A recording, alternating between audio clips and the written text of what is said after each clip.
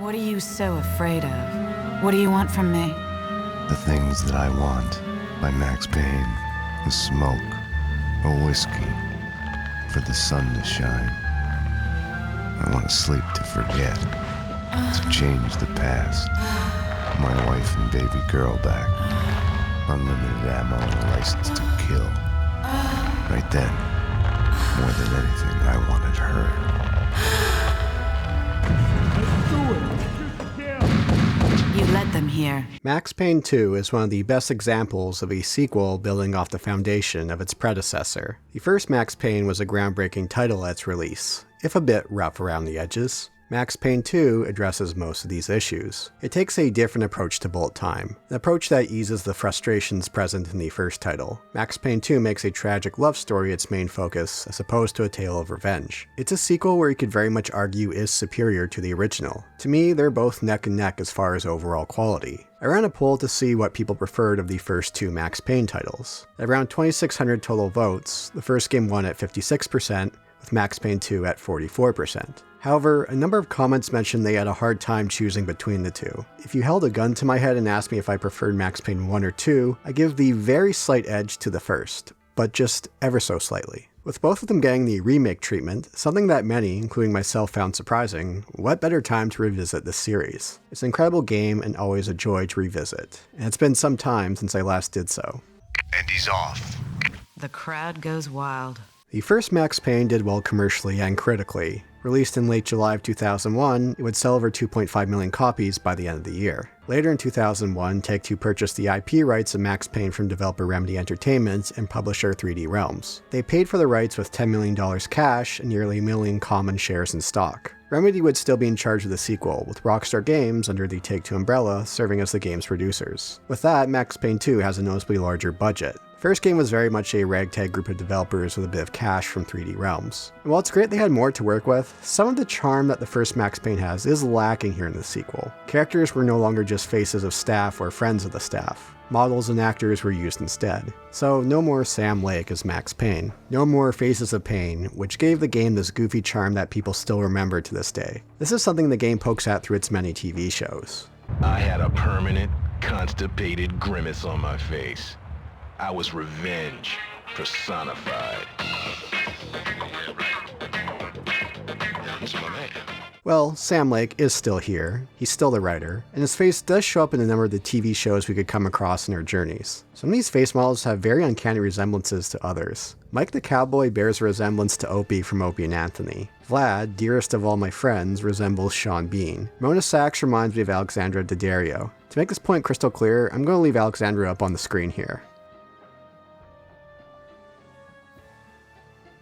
Huh? What was I talking about? Oh, Max Payne 2. Anyways, Max himself is based after actor Timothy Gibbs. I found him resembling John Hamm with the graphic novel portions. So who knows, we're getting remakes of the first two games. Maybe they'll do another movie? Or God help us, a Netflix adaptation. Well, maybe John Hamm is a bit too old at this point to play Max Payne, but still a better choice than Marky Mark. While the graphic novel sections to tell a story are still present, and still excellent, there are far more in-engine cutscenes to drive the plot forward. Don't worry, all the key moments in the plot are more or less told through the graphic novels. Still, stripping away some of these graphic novel portions does take away from some of the charm that the first game had. One major shift on the tech front is the Havok physics engine. 2003, the year Max Payne 2 was released, was when this engine really started to appear in games. The prior years, Havok was mostly used in racing games. It's why there's so many random boxes lying around. Hey, might as well show what they could do with it, along with the ragdoll physics to enemies. There are various moments where the game loves to show this off.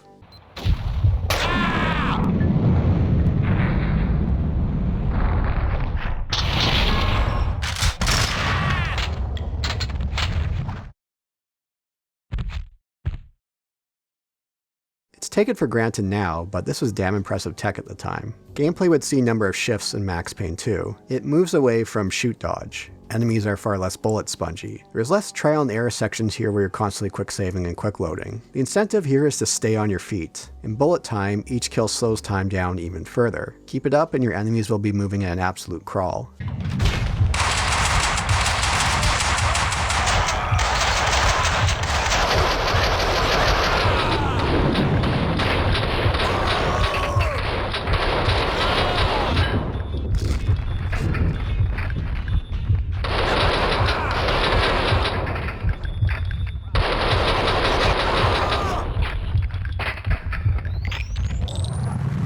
Max Payne 2 is much more generous with your bullet time. Reloading in bullet time is also lightning fast, and at various points the game will get all stylish as you do so.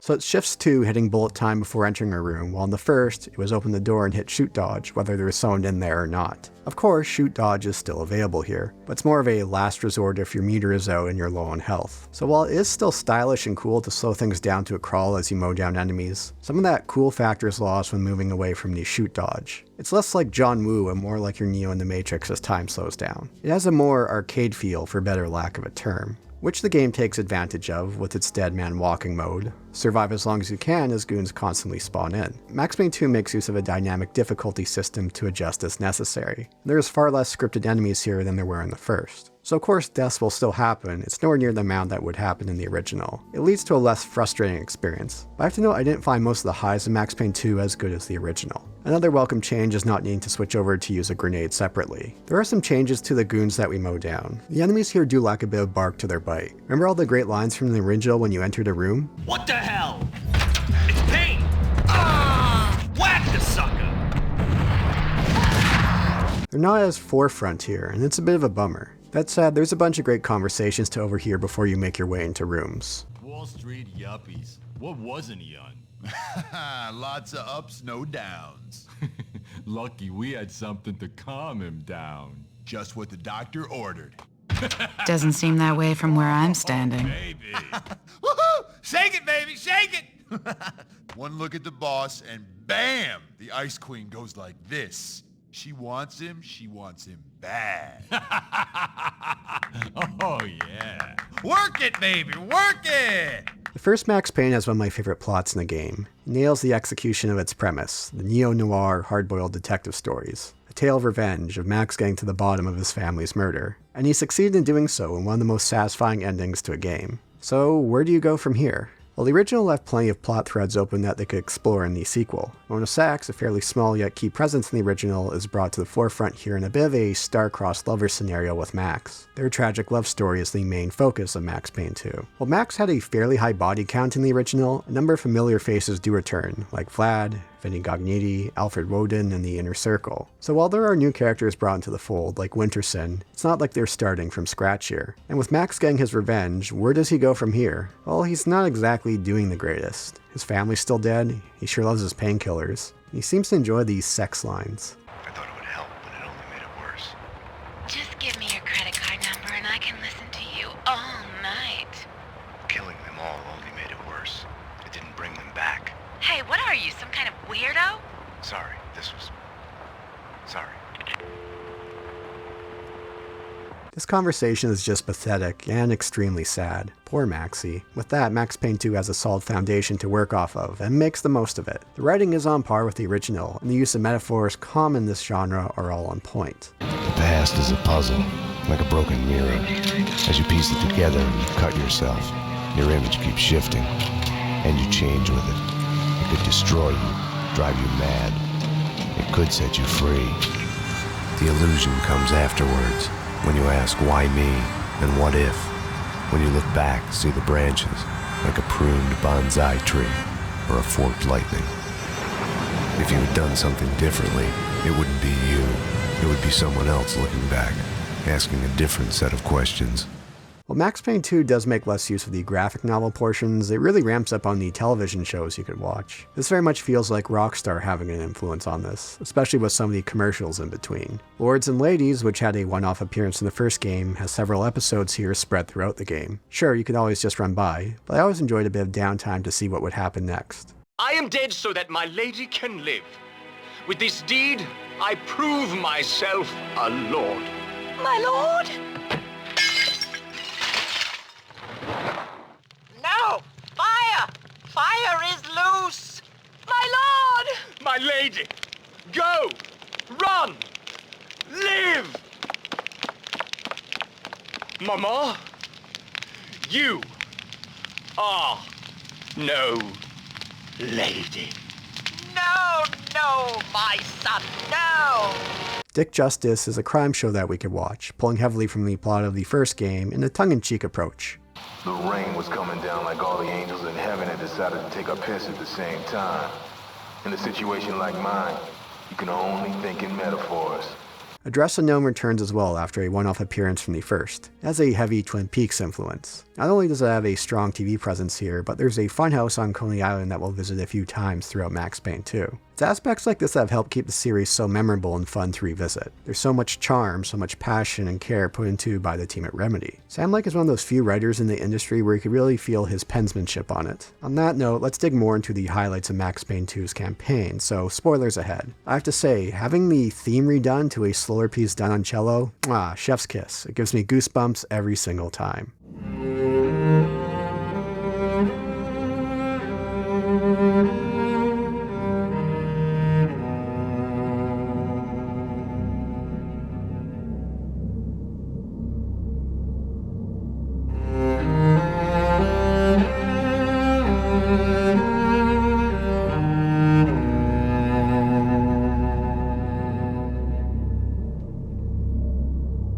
Not that the original theme was bad, it was fantastic. The original theme gave me heavy Tom Waits vibes, like something he would growl over. And hey, there's even a Tom Waits reference in this game. I'm a rain dog too. Stay sharp! Quality taste there, Mr. Lake. Like the first game, Max Payne 2 starts off with a brief scene at the end of the story before making our way back earlier. Max Payne 2 doesn't take place in a straight line, but jumps back and forth over a period of nights. Max wakes up in the hospital and we're given brief hallucinations and mentions of previous events that we'll get to explore. What are you so afraid of? What do you want from me?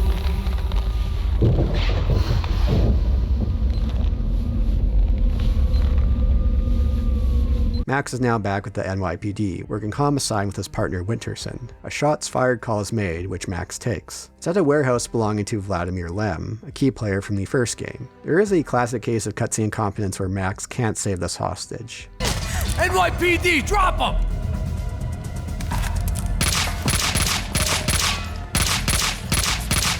Finish her! Oh God, no! Like all the bad things in my life, it started with the death of a woman.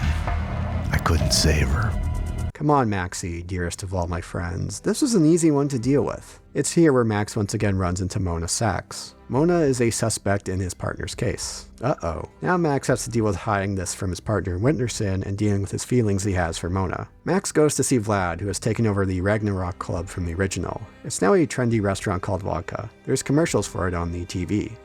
Pleased to meet you, dearest of all my friends. Allow me to introduce myself.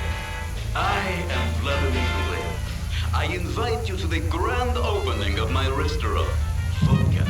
Come, make a scene. You will be seen, clear as vodka. A bit more welcoming than how Jack Lapina was running it in the prior game. I've tasted the devil's green blood. It runs in my veins. I've seen beyond the world of skin, the architecture of blood and bow and arrow. Death is coming! She is coming, and hell follows with her. This is the twilight winter. This is something notable about Max Payne 2 is the reuse of levels, like Vlad's place here. You visit it in the original, although there were changes to its layout. We'll actually revisit it a couple times. A few levels are like that. However, it's not just the same layout that we're revisiting from before. We take different paths. It's not really a knock against Max Payne 2, but something to know as the first game didn't do this. Vlad is at war here with Vinny Gognitti, a returning mobster from the first game. No, Payne! Not him! Fuck!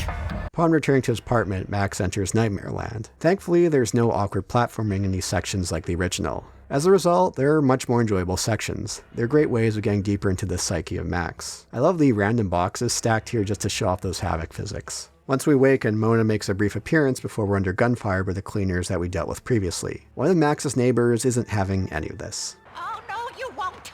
Get out! Get out! No one's driving me out of my home. Careful with that gun, lady. There's a few stretches where we'll get some companions with us to fight goons, although they go down pretty easily. It's a nice gesture, but doesn't really add much, save for these sections with Mona. And speaking of Mona, she's hiding out a funhouse based on Address Unknown, where we head next. Max Payne 2 does have a number of sections where there's downtime in between gunfights, such as here. It's a nice little journey through the funhouse, and returning later under different circumstances. I don't know far north at that television. She has dyed her hair red.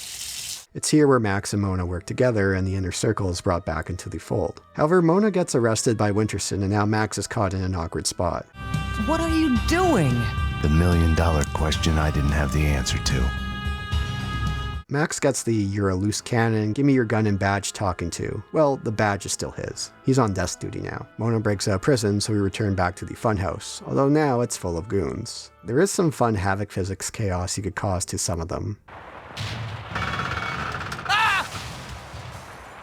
I wish Max Payne 2 did make a bit more use of this. One of my favorite sections of the game, or the series overall, is jumping back and forth between playing as Mona and Max as we go after the cleaners. Mona mostly plays the same as Max, though she's armed with a nice rifle here. I do like this little cartwheel she does like Raiden does in Metal Gear Solid 2. The combat arenas here are a bit more open than usual and make for some of the game's best gunfights. I love the bit where as Mona, we give Max cover as he tries to escape. It is a bit amusing how easily he gets pinned down. Come on, Payne. When I play as you, I would gun these fools down no problem. It's a bit of a clash of the gameplay narrative, but it's damn fun. And then everything comes to a head.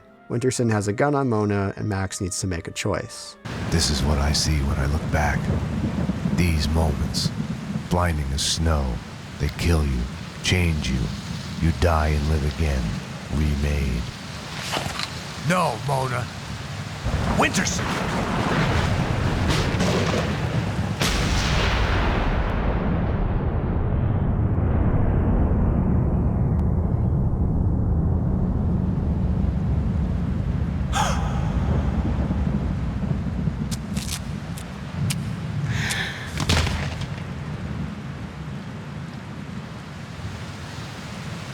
This is perhaps the best use of the graphic novel approach that the series has done in regards to storytelling. We return to Nightmare Land for another great sequence, though it's a bit on the nose of all the different Maxes in the cell saying what he's suffering from. I can figure this out. I can explain this. I can fix it. I can make it better. Think. I killed my wife, my baby.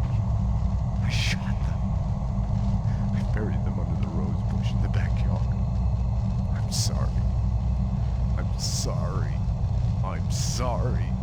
We'll eventually go see Alfred Woden, a key player of the original. He's part of the Inner Circle. Turns out Vlad has been part of the Inner Circle, a former protege of Alfred. He's the one that's been pulling the strings. And it turns out that Winterson's boyfriend that's been mentioned here and there is Vlad as well. I've always found this a bit iffy as a plot point, although I can see why it's written that way. It helps give Max an out on the body count since she's involved with Vlad. I felt Winterson worked better as the straight-laced cop, leaving Max as the one to cross the lines. To me, this always felt a bit too convenient. But hey, Vlad is a charming guy. He's been helping her with her child who is blind. There's this funny bit as we go after Vinny Gognitti in which his crew doesn't recognize us, so they'll join us for a time. Hey! Where the hell have you been? What took you so long? Where's the rest of you? You're the reinforcements Vinny promised us, right?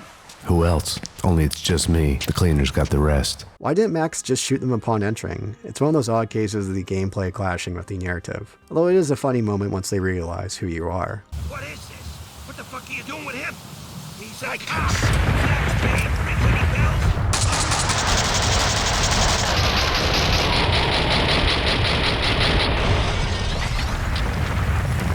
Max Payne 2 has everyone's favorite, the escort mission. The worst portion of any game, right? Well, Max Payne 2 has one of the better, more tolerable escort missions. So what makes it more tolerable? Well, the one you're escorting is dressed up in a mascot costume of Captain Baseball Bat Boy with very squeaky shoes.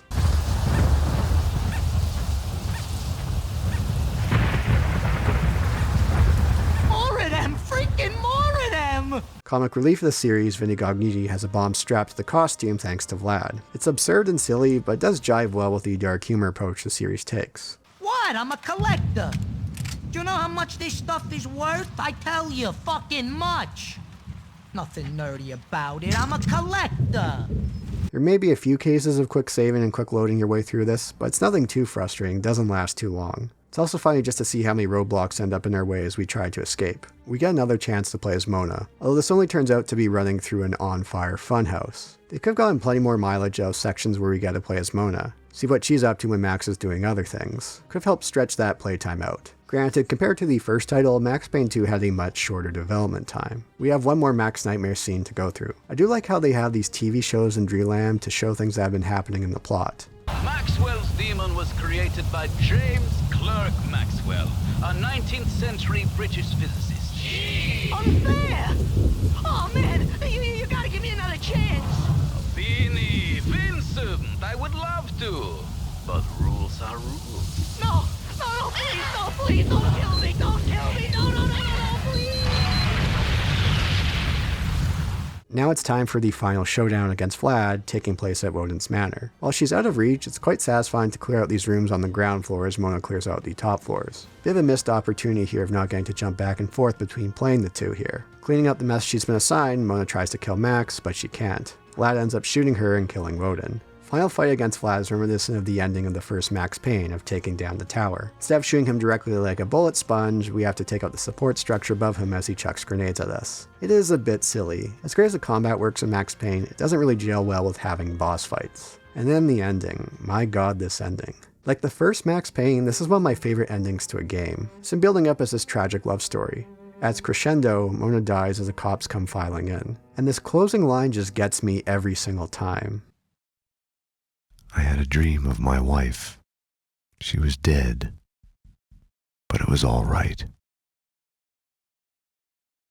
I think it's second only to James, "You Made Me Happy" as the best closing line to a game. However, there is another ending. Beat the game on the hardest difficulty and Mona survives, which is a nice gesture, although it wouldn't be the canon ending moving forward. As tragic as it is, Mona dying makes more sense of what the story's going for here. At its core, Max Payne 2 is a tragic love story, a damn well told one. Now, I do think overall it has a bit less focus than the tale of revenge from the first game. I'm also fine with them using a character from the past title as the antagonist. Vlad was a bit of a wild card there. Now, the returning cast, he makes the most sense to square off against Max. However, I wish a bit more time was given to that occurring. Its shorter runtime does work against it as well. The average completion time of the first Max Payne is 8 hours. Max Payne 2 is 6 hours. I would love to have more sections as Mona to flesh out more of the story, but sadly that wasn't the case. The last line of the credits states, "Max Payne Journey Through the Night will continue." However, unlike the first game, Max Payne 2 doesn't leave many plot threads to explore for a sequel. Save for Max, most of the cast are now dead and buried. Max Payne's Journey Through the Night would continue, but wouldn't be until nearly 9 years later in May of 2012. While the first game sold well, Max Payne 2 was considered a sales disappointment by its publisher Take-Two. This wasn't the only sales disappointment under the Take-Two umbrella during this time frame. Manhunt, released around the same time frame as Max Payne 2, was another sales disappointment. When Max returned, it was Rockstar at the helm and taken a different direction,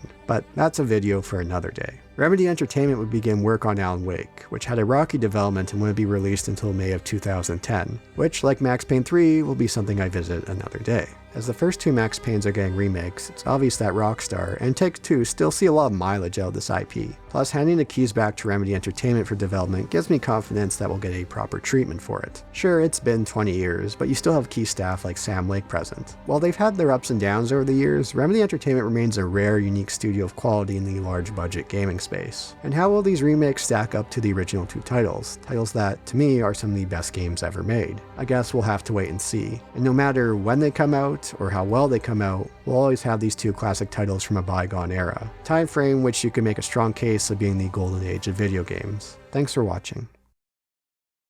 Okay, now I get it. Your wife and the pizza guy deviously conspired to set you up. They killed themselves in your bed with your gun, proceed to chop each other to pieces in your bathtub with your chainsaw, and finally lure you to the backyard where they patiently wait under the rose bush to inject you with V, and when you are helpless, they leak blood all over you and call the police. Anything to add? See, that's just it. I wish it was that easy. And I know this sounds crazy, but they weren't in on it alone. It's much bigger than that. Basically, anyone who does home delivery is in on it. The mailman. And that means that the government is involved. The mailman told me all about it. So all we have to do is to get in touch with this mailman and we get the proof. See, that's not gonna work. He's dead.